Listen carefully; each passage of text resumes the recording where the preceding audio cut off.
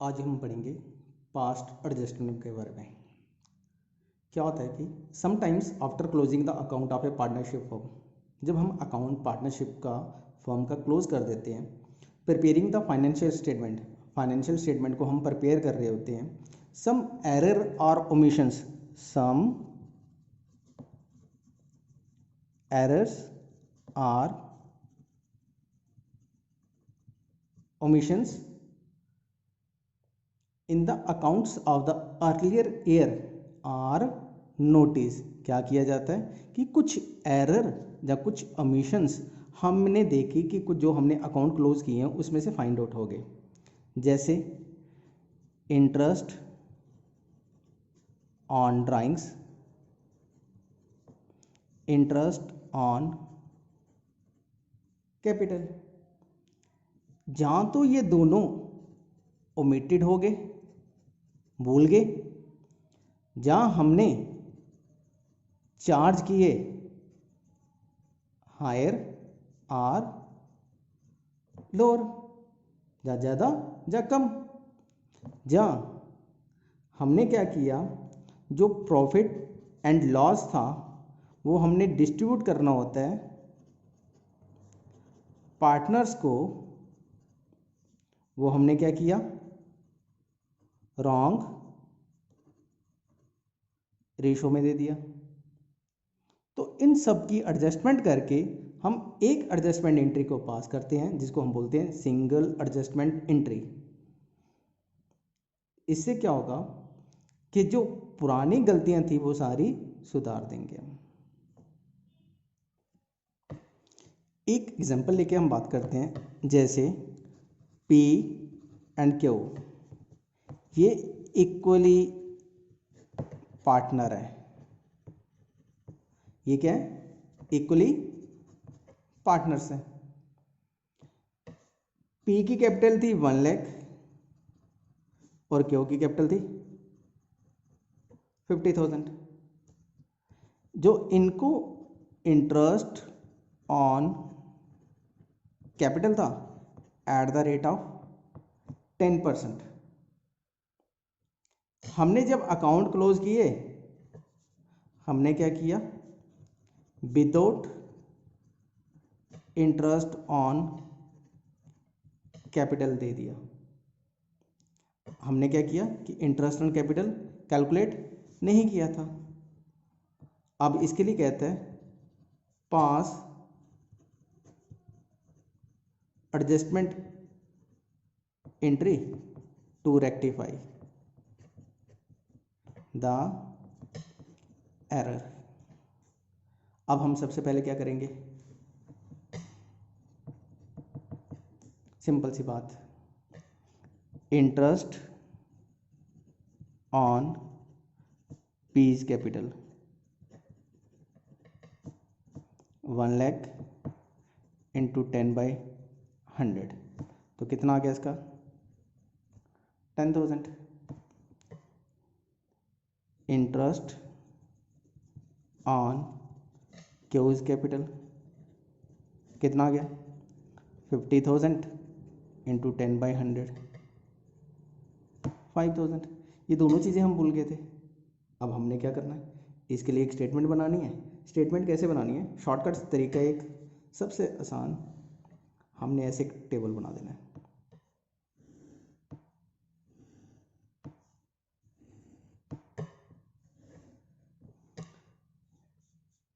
एक हमने बना दिया पी का, ऐसे लिखा पीज करंट अकाउंट,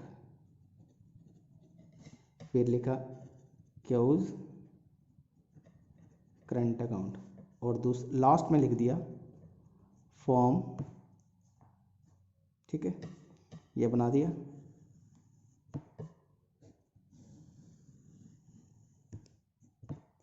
यहाँ पे लिखा डेबिट और बीज का सिंबल डाल दिया, यहाँ पे क्रेडिट और बीज का सिंबल डाल दिया, डेबिट और बीज का सिंबल डाल दिया, क्रेडिट और बीज का सिंबल डाल दिया, यहाँ पे भी डेबिट और यहाँ पे क्रेडिट और बीज का सिंबल डाल देना आपने। तो सबसे पहले क्या किया आपने, यहाँ पे लिखना आपने पर्टिकुलर्स, ठीक है, ये लिख दिया। तो सबसे पहले क्या कैलकुलेशन आएगी, interest on capital.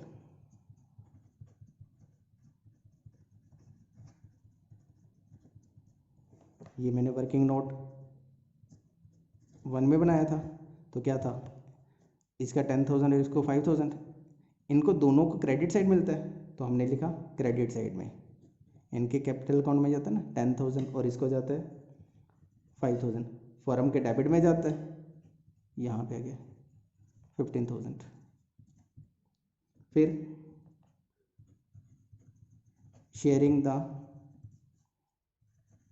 Above loss equally, क्योंकि कंपनी को ये लॉस था, 10 + 5 15, ये 15,000 था ना, तो 15,000 को पार्टनर क्या थे, इक्वली। तो यहाँ पे क्या लिखेंगे, 7,500 7,500, और यहाँ पे क्या आ गया 15,000। जब इसका डेबिट था, दोनों को डेबिट था, तो फर्म का क्या हो जाता है, क्रेडिट में। अगर इनके क्रेडिट थे तो फर्म में क्या हो गया, डेबिट। अब हमने क्या करना है, इनका डिफरेंस लेना है।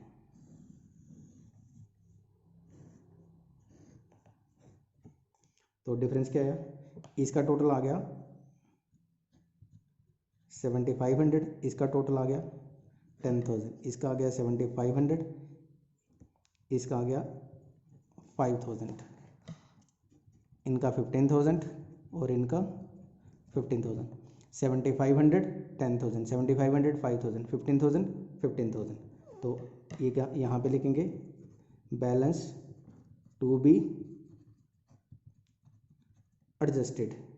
जो इसका नेट इफेक्ट पड़ेगा, क्या पड़ा, ये 7,500 है, तो यहाँ पे क्या गया 2,500 क्रेडिट, और इसका डेबिट क्रेडिट में है, तो कहाँ लिखेंगे, डेबिट में। यहाँ पे क्या लिखेंगे, 2,500 डेबिट में, और यहाँ पे कोई इफेक्ट नहीं। अब हमने क्या करना है, इसकी एडजस्टमेंट एंट्री पास करनी है। एडजस्टमेंट एंट्री कैसे पास करनी है, ये देखो आप, यहाँ पे लिखूंगा मैं, Q's current account debit to P's current account. 2,500 इसमें आ गया और 2,500 इसमें आ गया। क्यूज करंट अकाउंट हमने निकाला था, यहाँ पे ये लिखा मैंने, क्यूज करंट अकाउंट डेबिट में, तो मैंने कहाँ लिखा इसको, डेबिट में। ये कहाँ था, क्रेडिट में, तो मैंने कहाँ लिखा, क्रेडिट में। तो जर्नल एंट्री क्या पास की, Q's current account debit to P's current account, being adjustment of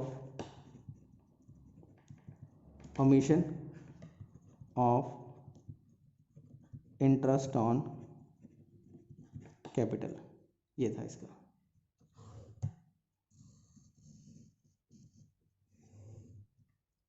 ठीक है,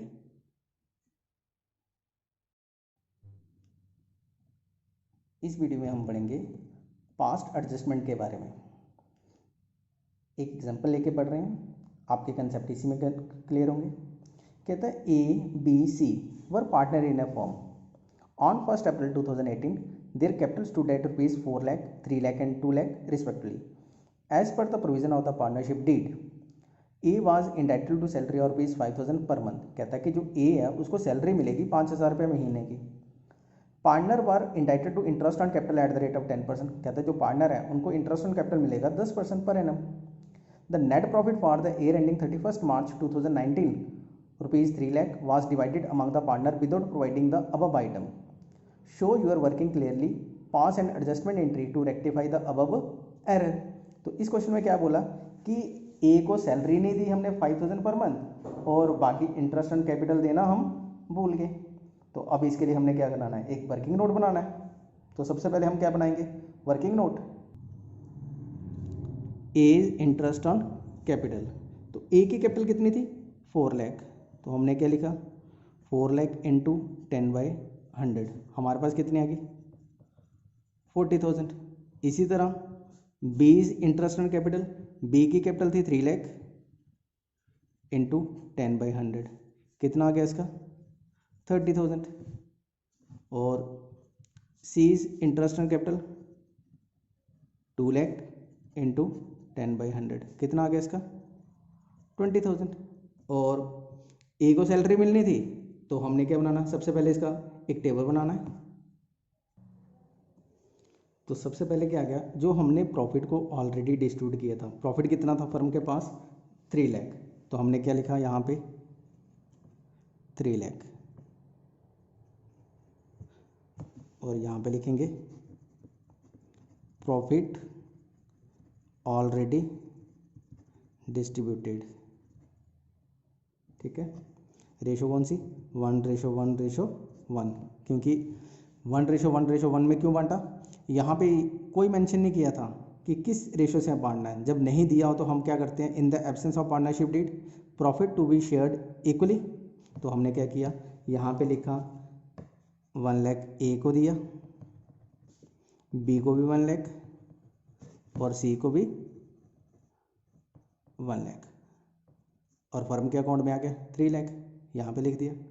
अब क्या लिखना था, ये हमने वापस ले लिया था तो इसको हम क्या लिखते हैं, टेकन बैक, सिंपल सी लैंग्वेज में लिख दिया मैंने, टेकन बैक।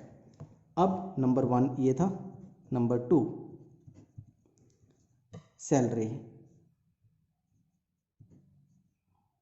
सबसे पहले लिख दो आप profit as should be distributed.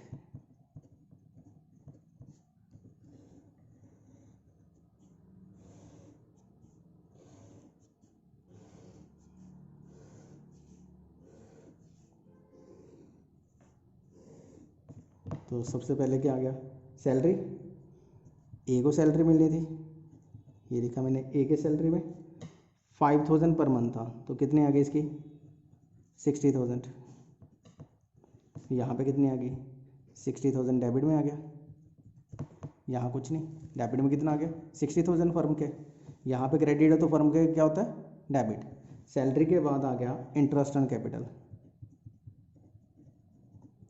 Interest on capital, A के अकाउंट में मैंने बताया था 40,000, बी के अकाउंट में बताया था मैंने 30,000, और सी के अकाउंट में मैंने बताया था 20,000। कैलकुलेट किया था ना हमने यहाँ पे सबसे पहले 40, 30 एंड 20, तो यहाँ पे आ गया 40,000, 30,000 एंड 20,000। तो फर्म के अकाउंट में कितना आ गया 40 और 30, 70 और 20 90, ये आ गया 90,000। अब ये दोनों एडजस्टमेंट कर दी, फर्म के पास पड़ा था 3 लाख, कितना था 3 लाख, और यहाँ पे हो गया 60 और 90, हमने क्या किया इसका टोटल कर लिया, ये आ गया 3 लाख, और यही टोटल हम लिखते हैं 3 लाख। अब इन दोनों का डिफरेंस कितना आ गया 1,50,000, तो ये क्या बचा प्रॉफिट, तो यहाँ पे क्या लिखेंगे प्रॉफिट कितना 1,50,000, तो कौन सी रेशो से बांटेंगे 1:1:1, तो ए को मिला 50,000, बी को मिला 50,000 और सी को भी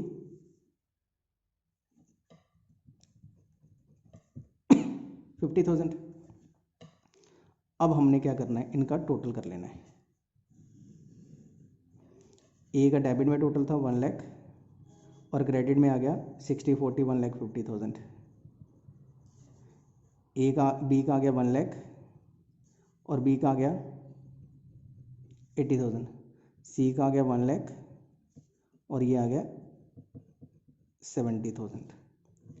अब इनका डिफरेंस निकालना था, 1 लाख और 1,50,000, क्रेडिट वाला बड़ा है, कितना बड़ा है 50,000, तो हमने क्या लिखा क्रेडिट में 1 लाख और 80,000, 20,000 कम है तो हमने क्या लिखा 20,000 डेबिट, 1,70,000 क्रेडिट कम है तो कितना कम है 30,000, तो क्या लिखेंगे डेबिट, ये डेबिट आ गया। जो डेबिट वाला कौन सा है, एक बी है और एक सी, तो यहाँ पे लिखेंगे B's capital account debit, C capital account debit to A's capital account. B की कैपिटल में कितना था 20,000, सी की कैपिटल में कितना था 30,000 और ए की कैपिटल में आ गया 50,000। तो एडजस्टमेंट क्या लिखेंगे,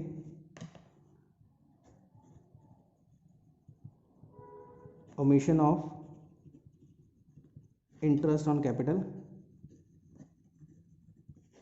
एंड सैलरी नो रेक्टिफाइड। ये था आपका क्वेश्चन। तो सबसे पहले फिर से मैंने बता दूं, एक बार फिर से रिपीट कर रहा हूँ।